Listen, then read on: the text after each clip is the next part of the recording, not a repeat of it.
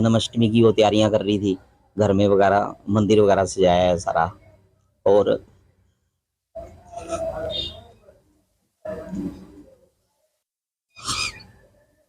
7, साढ़े 7, 8 के करीब फोन आया को छोटे भाई का, उसकी कि भी वो एक्सीडेंट हो गया है और वो नहीं रही।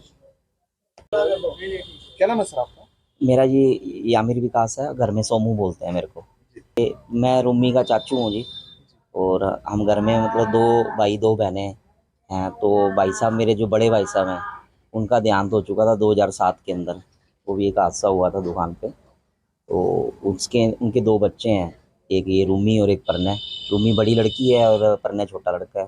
फिर उसके बाद मेरी 2 बहनें और मैं घर में सबसे छोटा हूँ। और मैं मैकेनिकल इंजीनियर हूँ और बाहर जॉब करता हूँ मैं। तो मुझे जो है ये हादसा जो हुआ है शुक्रवार की शाम को, तो 19 तारीख को, मुझे शाम को 6 बजे बल्कि उसका रूमी का फ़ोन आया था, क्योंकि मेरा कुछ सरकारी काम या जो भी कुछ होता है, मैं तो बाहर रहता हूँ, तो वही करवाती थी सारा काम। तो उसमें उन्होंने 6 बजे मेरे से बात की है, मेरा एड्रेस लिया है वहाँ का, अभी चाचू मैंने आपको भेजना है, आधार कार्ड आया था मेरा बन के। तो वो मैंने बकायदा दिया है सारा। उसके बाद जन्माष्टमी की वो तैयारियां कर रही थी घर में वगैरह, मंदिर वगैरह सजाया है सारा। और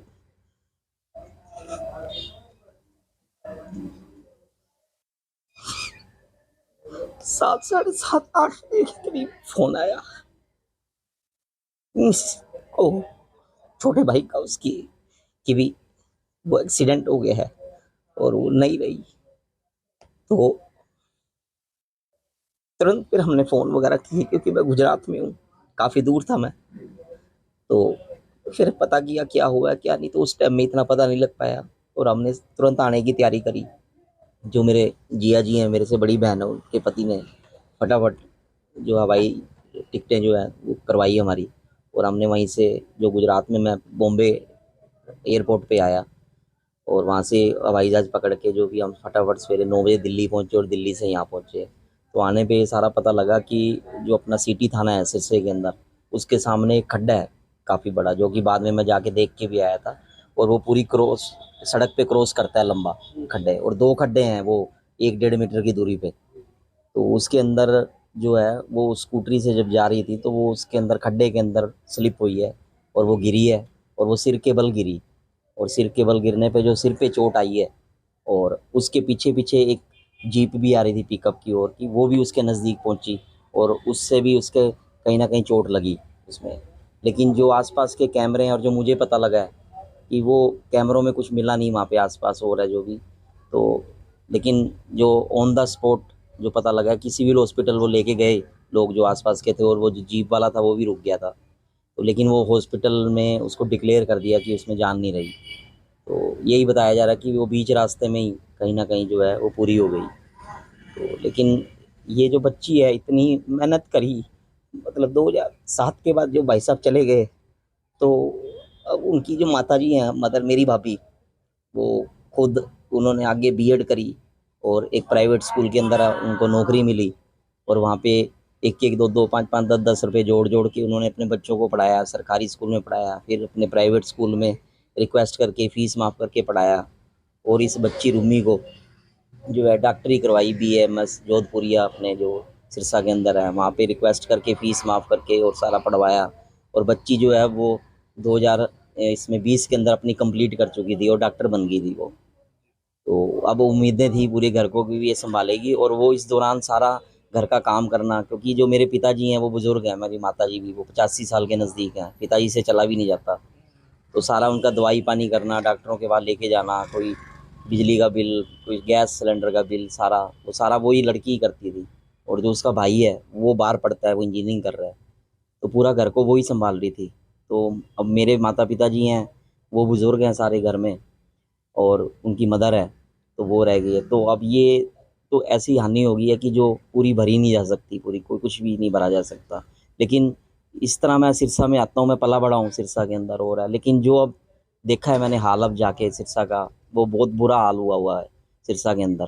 जहाँ देखो वहाँ पे मैंने देखा है, यहाँ पे मैं जबकि पूरे 8 शहरों के अंदर घूम के मैं काम किया है। मेरे को 24 साल हो गए, मैं मैकेनिकल इंजीनियर हूँ। पंजाब में, मध्य प्रदेश, गुजरात, और मैं जगह-जगह मैं मेरी प्राइवेट नौकरी है, तो ट्रांसफ़र होता रहता है मेरा और मैं जाता रहता हूँ। लेकिन इतना बुरा हाल मैंने कहीं नहीं देखा, जहाँ गायें, भैंसें, ये वो पूरे आवारा पशु कितने घूम रहे हैं यहाँ पे। तो यहाँ ये कर क्या रहे हैं? कौन है इस देश शहर का मालिक कौन है? इसको किसको बोल रहे हैं? डिप्टी मैनेजर बोल रहे हैं, डीएम बोल रहे हैं, आईएएस कौन ऑफ़िसर कौन है इसके, जो कौन नेता हैं? कौन है इसको देश इस शहर को चला कौन रहा है? ये तो मुझे लग रहा है कुछ अपने आप ही चल रहा है ये।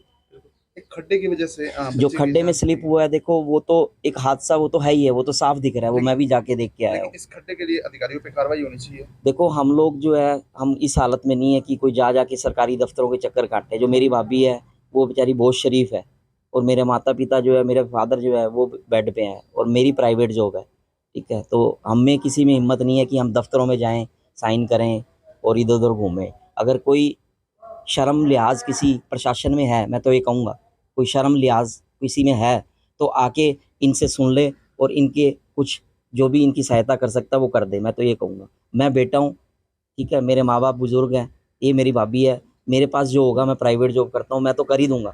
लेकिन कोई शर्म लिहाज वाला अगर इस हरियाणा में, इस सिरसा शहर के अंदर है, तो आके हाथ जोड़ के इनके पैरों में गिर के, जो इनकी बच्ची चलेगी इतनी होनहार, और इनके लिए कुछ कर दे।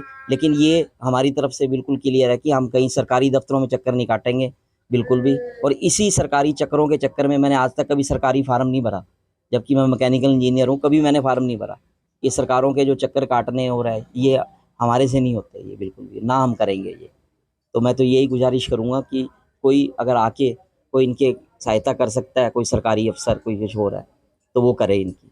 जब रूमी ये के दादाजी भी संगीत गुरु हैं वो तो तो जी जो मेरे पिताजी हैं, श्री महावीर प्रसाद मुकेश जी, वो तो संगीत ऋषि से उपाधि है, और 27 किताबें लिखी हुई हैं इन्होंने म्यूज़िक की, और जो कि यूनिवर्सिटीज़ में लगती हैं बाकायदा। ये तो बहुत बड़े ऋषि हैं जो, लेकिन अब तो इनकी हालत बहुत ख़राब हो चुकी है, बुज़ुर्ग हैं, बोला भी नहीं जाता है इनसे, ना चला जाता है, ना समझते हैं ये किसी बात को। तो अब वो सारा वो रूमी इनको सँभाल रही थी, क्योंकि वो डॉक्टर बन चुकी थी, और वैसे भी बहुत सहनशील लड़की थी वो, सारा।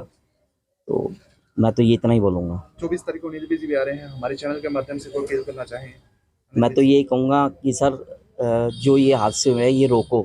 ये सरकार के लिए हो सकता है, ये बहुत सारे हादसे इस तरह के रोज़ सुनते हो, हमारे लिए ये पहला हादसा है, हमारे घर की बच्ची चली गई। लेकिन मैं तो यही अपील करूँगा कि इन चीज़ों पे गौर करें, और सिर्फ़ हमारे जो है लोगों को देश की जो भावनाओं में आज सुनते हैं हम लोग कि हम बाँट रहे हैं धर्म में, विचारों में, और बातें करते हैं बड़ी-बड़ी, वो ना करके ग्राउंड रियलिटी पे काम करें, और ग्राउंड के ऊपर काम करें। हम ग्राउंड रियलिटी को जानें कि ग्राउंड पे क्या हो रहा है।